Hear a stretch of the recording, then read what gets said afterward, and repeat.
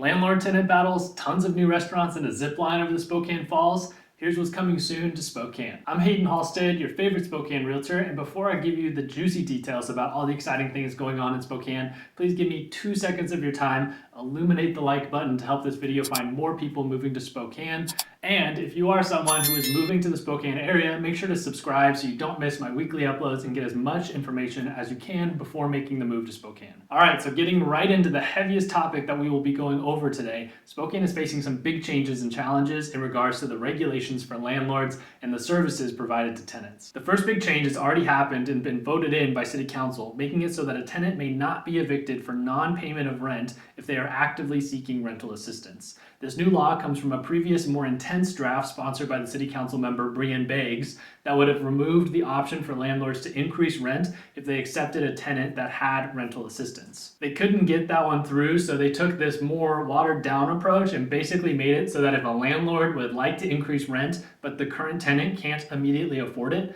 they may not evict that tenant for non-payment of new rent. Beggs mentioned that this bill only pertains to those that have not paid their rent and does not protect tenants who are breaking their lease in other ways, like damaging the property, so the tenant definitely has to be in good standing for this law to protect them. The opposition to the argument, though, is that there's no clear timeline on how long a landlord must wait for their tenant to receive their funds. So some of the landlords that spoke at the last City Council meeting mentioned that they don't have the funds to pay for the property for months on end while waiting for their tenants to get the funds that they need to pay the rent. So in the event that this whole situation were to happen, a landlord could fall into foreclosure and have to sell the property that the tenant is working to stay in. Now there is another pressure being brought to landlords, but before I bring it up, if you're a landlord, what is your outlook on the real estate market here in the area? Are you more inclined to sell your Spokane property and invest elsewhere? Or do you think long-term it's still worth it? Let me know down below, and if you're a tenant, how do you feel about these laws going into play? Are they helpful to your situation, or do you see the other side of the argument? I'd really love to hear everyone's thoughts on this matter down below. But let's chat about the next round of issues that actually are being voted on this coming Monday, the 23rd. City Council is now proposing a few more regulations for rental properties. The first is the idea of a universal background check. Renters would no longer be responsible for paying for a new background and credit check for every place that they apply. I know as a very small landlord myself, it is something that I have a lot of empathy for and really do as much vetting of the tenant and give them as much information as possible before making them apply, because I know how many applications they're filling out and how expensive it could be. So I think this could be a positive thing, but there are definitely a few things many landlords are concerned about.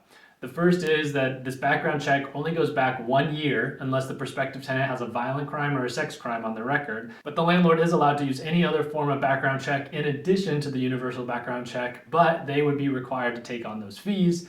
And the draft states that nothing in this section restricts a landlord from asking a prospective tenant about their criminal, credit, or rental history, or making a decision on whether or not to rent to an individual based on that history. So in terms of finding a tenant, it could be kind of nice because you just have this base knowledge, fair playing field, and then you have the option to go and pay a little bit more, go deeper on the best prospects that you found. This could be a stepping stone to landlords not having the right to ask any more of those questions, but for the moment, I actually feel like this could be a useful tool for both tenants and landlords. There are many other items being suggested, like yearly inspections by code enforcement, a mitigation fund that would help repair damages caused by tenants that were introduced to the landlord through rental assistance. The city of Spokane is investing in an attorney for tenant legal services, and also the city is going to require all real estate professionals to have a license with the city, so anybody that owns 4 rentals or more would have to pay an additional $10 per door on top of the $127 business license fee. So with nearly 50% of homes in Spokane being rented,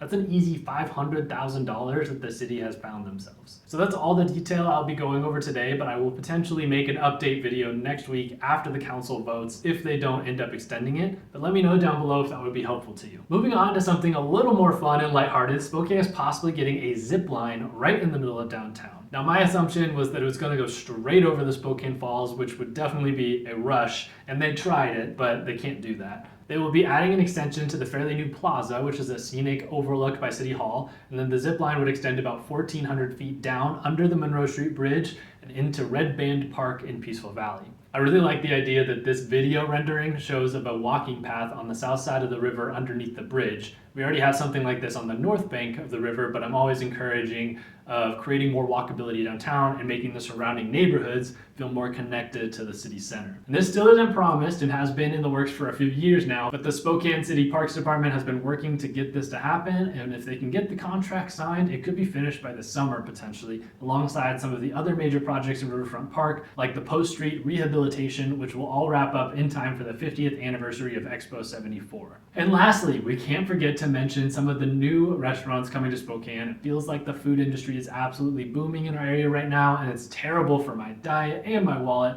but I'm going to touch on a few.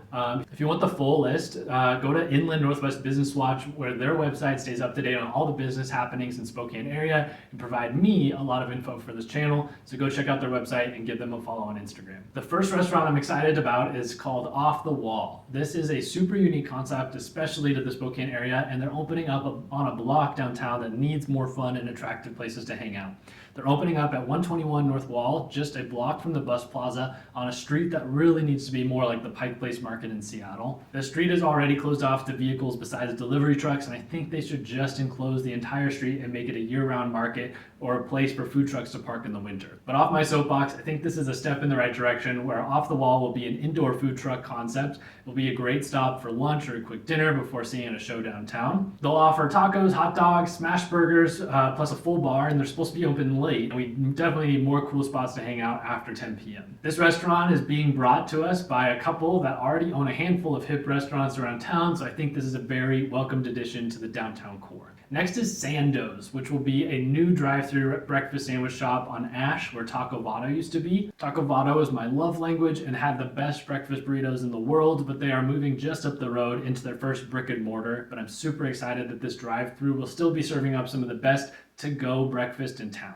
Sandoz is being opened up by the owner of Peace Pie, the pizza shop in the Saranac Commons, and if you haven't had their breakfast sandwiches, then you are missing out. And lastly for me, but not for the list of new places coming to town, and a reminder to go check out the full list at Inland Northwest Business Watch, I'm super excited to see a new restaurant opening up in Hilliard called Locos. This is being opened by the owner of the Grain Shed in the Perry District, known for their amazing bread, but don't go looking for their bread here.